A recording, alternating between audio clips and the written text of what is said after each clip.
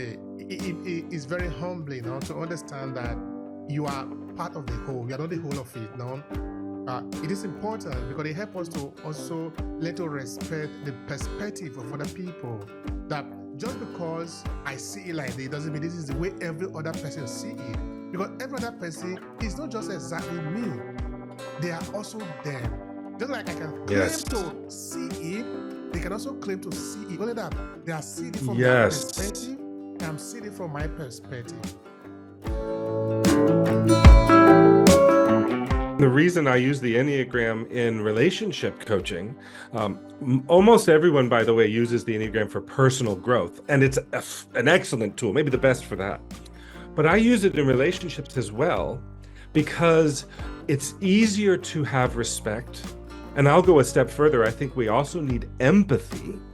And it's easier to have empathy for other people when we get a peek behind the curtain as to why they see the world the way they do.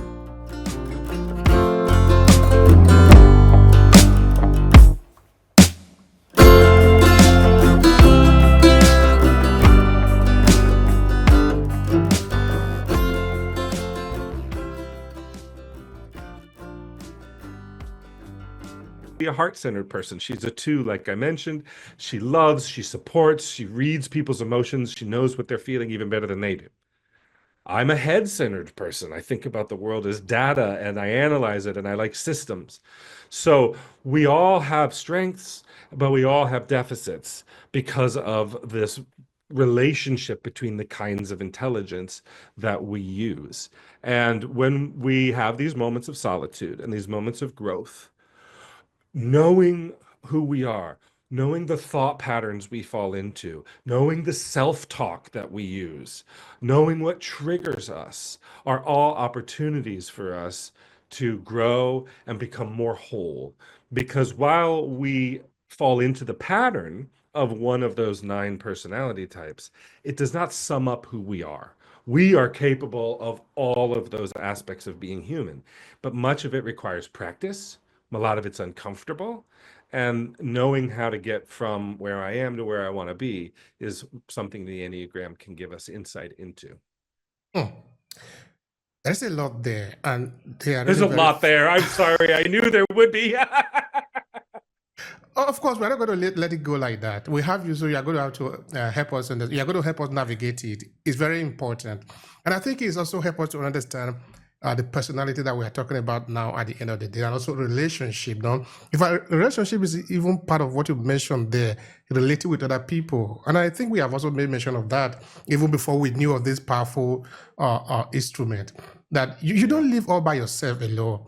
No. Okay. Now, in my 5-part book series, The Storytelling Mastery, at the point I was saying, even for you to know what is called food, it need to be based on the work of other people. It is not about you. It's not about me. I did not discover whom I am, my name. My reference in the world have been created by other people before I was born. Yes. So that if I say this is what it is, it's based on the experiences of other people. It is not just me. I am here just to play a role in this big enigma that we want to call it. No? So I think this is really very, very important. Now, it's beautiful the way that you have put this notion that we do not exist independently. That's a groundbreaking insight for so many people who see their partners or their children or their coworkers as objects to be manipulated or dealt with, rather than people to be connected with. And it's a vastly different experience when we see the cashier or the neighbor or whomever or our spouse as a human being who also comes from a history and a worldview and may not be the same as ours, and that's okay. We're allowed to have different ways of being. We can still connect. At the end of the day, it's very humbling to understand that you are part of the whole. You are not the whole of it. No, it is important because it helps us to also let us respect the perspective of other people. That just because I see it like this doesn't mean this is the way every other person see it. Because every other person is not just exactly me. They are also them. Just like I can claim to see it, they can also claim to see it. Only that they are seeing it from their perspective, and I'm seeing it from my perspective. if I understand, therefore, that I am part of the whole and they're also part of the whole, all we just need to be able to live is to respect each other because we are all part of it. You know, I'm getting chills as you're speaking because I resonate so deeply with your message.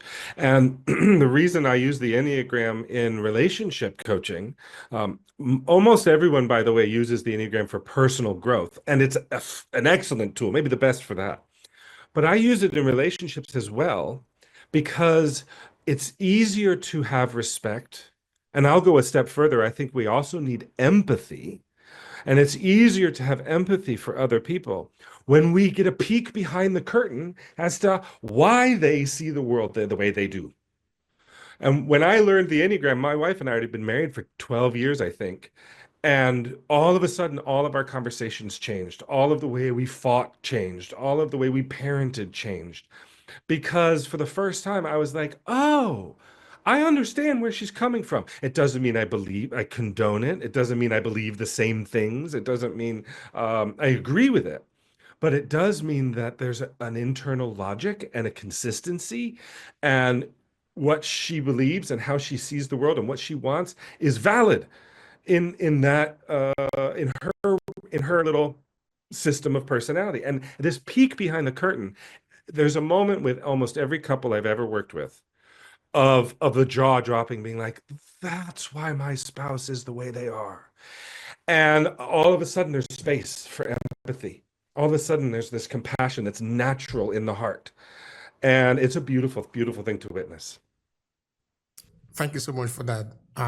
Now I'm beginning to see a pattern here, that it is important for us to even know where we are in this frame of thing, because if we don't know who we are, it's going to be difficult for us to even relate with other people, because it's like we are confused now. If we are confused, then we think every other person is confused. But if we know where we are, who we are, and we also know where we are standing, then it becomes easy.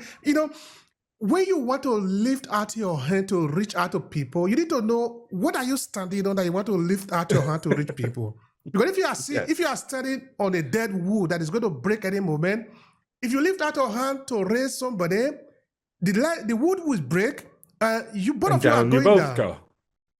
I would add that when we don't know who we are, when we don't know our own way of being in the world, we are stuck repeating patterns, and we wonder why the same things happen to us over and over again. Why do I have the same fights with my partner? Why do I date the same kinds of people? Why do I always struggle to whatever it might be?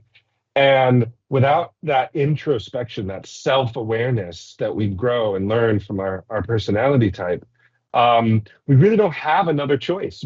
We only know what we know.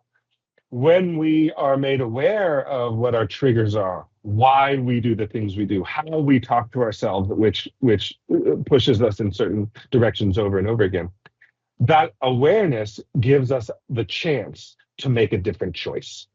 I like to say awareness is the first step toward transformation, and often it's the only step that you need, because just being aware is enough to go, oh, wait a minute. Do I want to do what I've always done, or do I want to make a different choice this time? Thank you so much for that. Now, the how is important. I wanted to spend some time there. How do you know who you are within that circle that you design for those different personalities? How do you